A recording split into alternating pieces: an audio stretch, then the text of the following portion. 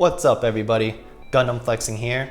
It's been about a month since my last upload and this is the reason why. Because I've been working on the Master Grade Strike Rouge plus the Ootori.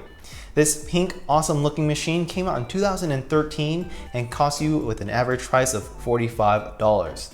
Now this entire Gunpla was a phenomenal build. It came with a lot of stickers, decals, and even dry decals. And although it lacks a lot of weapon systems, it just has 2 daggers and an assault rifle. The Ootori, which also serves as a backpack, does a phenomenal job covering down with all its laser beams and missiles. So without further ado, let's first check out, as tradition, the stickers, the decals, and all the extra pieces before we check out the Gunpla and its awesome looking backpack. And here is the sticker sheet. This is the tinfoil stickers, and as you could tell, there are quite a bit of elongated pieces here and there, and they're primarily for the Ootori.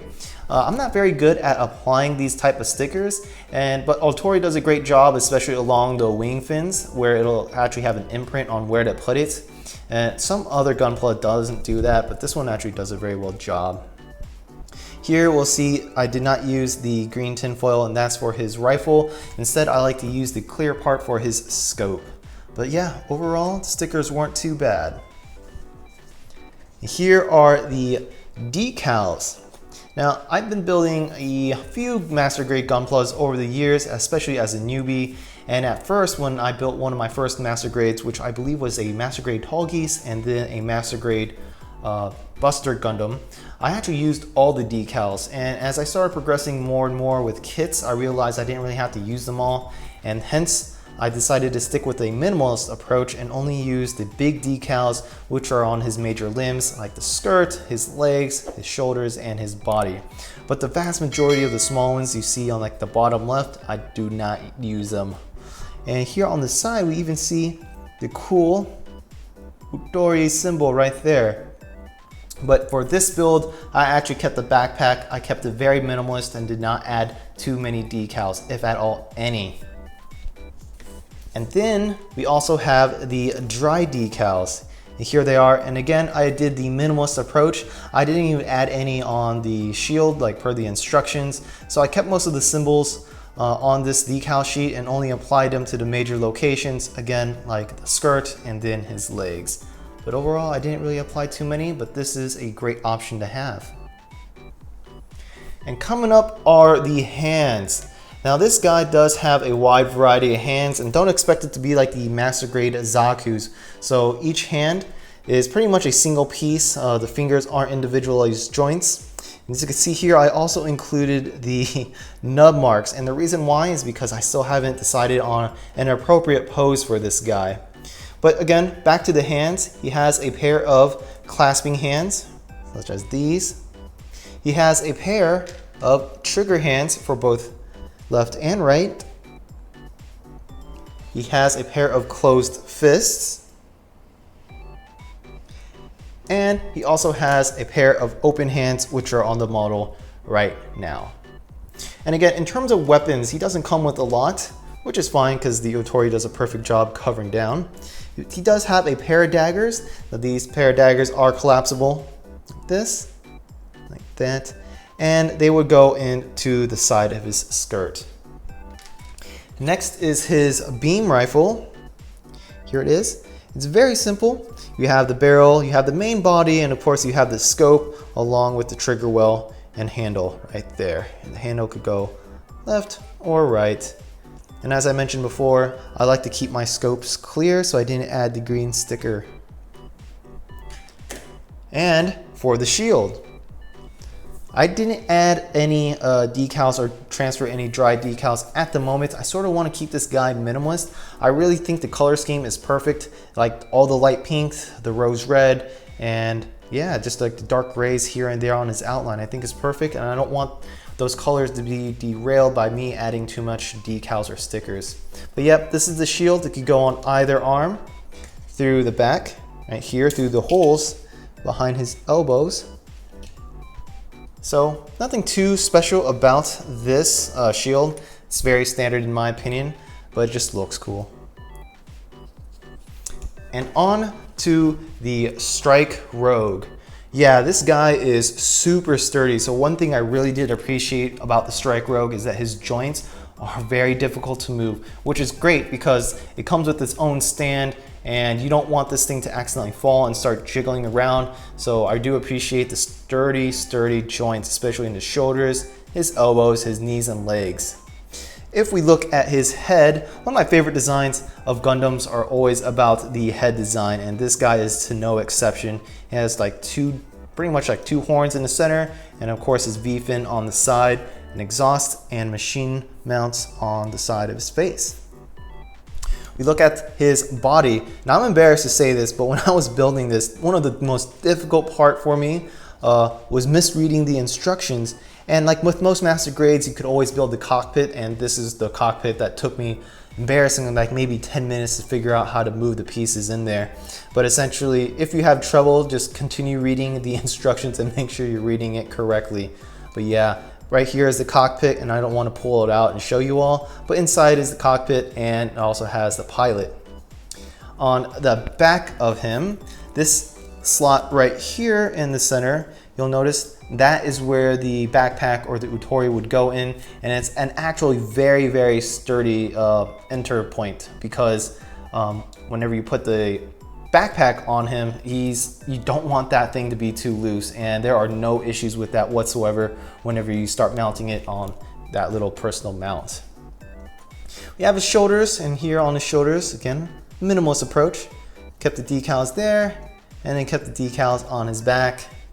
Nothing too special about his arms other than, again, he has very sturdy joints. There, and there. We look at his skirt. We have decals here and there, and I didn't add any on the back there. The side of his skirts, that's where you could open it up and put the daggers in on both sides, like that.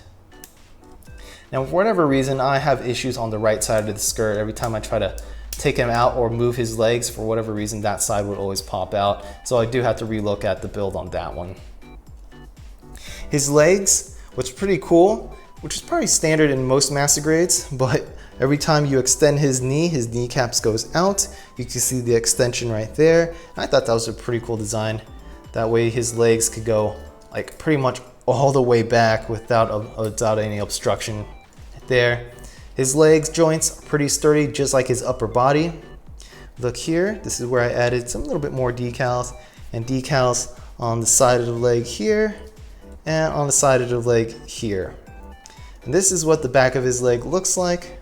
We have the vent system right there under his calves, and this is his feet. And his feet has a multi-joint, so he's able to sort of like move his toes and then also move his heels independently, which is great in my opinion, especially if you wanted to pose him standing. And speaking about posing standing, so this guy, as we see, he does come with his own stand and of course his Ootori attachment. And the Ootori is actually very heavy, but I've seen online that it is possible to actually have him without the stand, just standing with the backpack on him, and it works out just fine. And now on to this magnificent machine. There it is. Right here. So this guy is basically, reminds me a lot of like the Macross, especially the way it's designed. We have like two weapon systems at the bottom, and they're very mobile. They could twist right there and there because they're on a ball joint, and they're attached to what would I suspect would be like landing gears here, but instead of landing gears, they're going to pretty much just put these giant weapon systems, which are like two beam cannons. Pretty cool. And on the top, we have what I like to call a rocket right here. And unfortunately, he's not as mobile as the ones at the bottom because he's not really on a ball joint. So if you were to look like straight above him, it is a little bit canted. But yeah, this is a pretty cool weapon system. This whole thing could extend and fall back like that. And here we have a sword. So yeah, my mistake. If you've watched the beginning of this video, he does come with his sword, a close melee weapon. And this is it, but I like to leave it attached to his backpack because I just think it's a really cool addition. His wings, under his wings, has missile pods right there.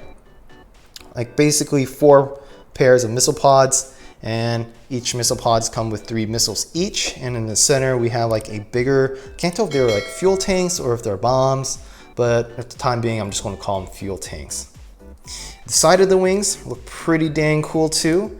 They're collapsible, sort of like the X-wings.